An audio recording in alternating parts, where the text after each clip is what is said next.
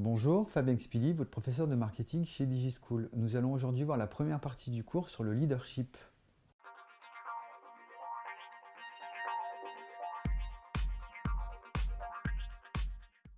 Alors, qu'est-ce que le leadership? Le leadership est utilisé dans plusieurs thématiques, comme le management ou le marketing, par exemple.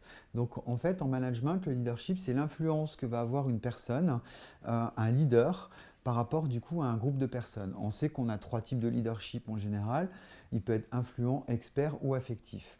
Donc, en fait, ce leadership, il est important puisque ça va surtout nous permettre d'avoir un positionnement par rapport aux autres.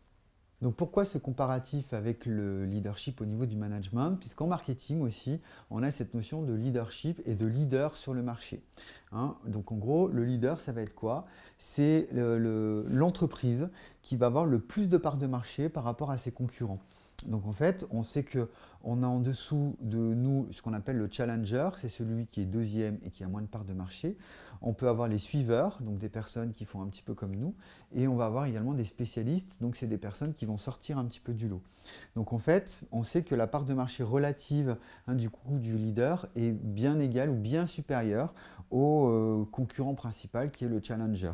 Donc ce qu'on appelle la part de marché relative, c'est la part de marché que l'on a par rapport à son principal concurrent.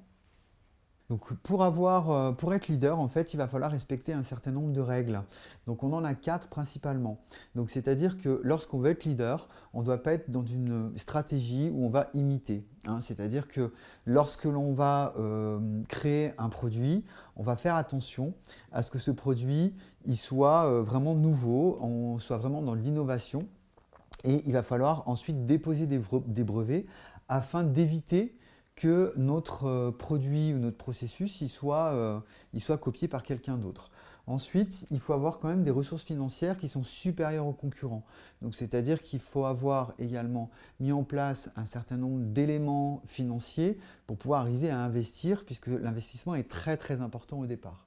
Ensuite, il va falloir qu'on rentre dans ce qu'on appelle une politique de pénétration. Donc la pénétration, c'est une stratégie de prix qui explique que au départ, on va vendre un petit peu moins cher, par exemple, que ce que l'on peut avoir, afin de gagner des parts de marché. Donc ça, c'est quelque chose qui est nécessaire, même si ensuite, on change ensuite de stratégie de prix. Et quatrième point important, c'est d'avoir été le premier sur ce marché-là. Donc c'est-à-dire qu'il faut vraiment qu'on soit innovant et il faut qu'à un moment donné, on ait fait nos preuves par quelque chose de spécialisé et de très différent par rapport à nos concurrents.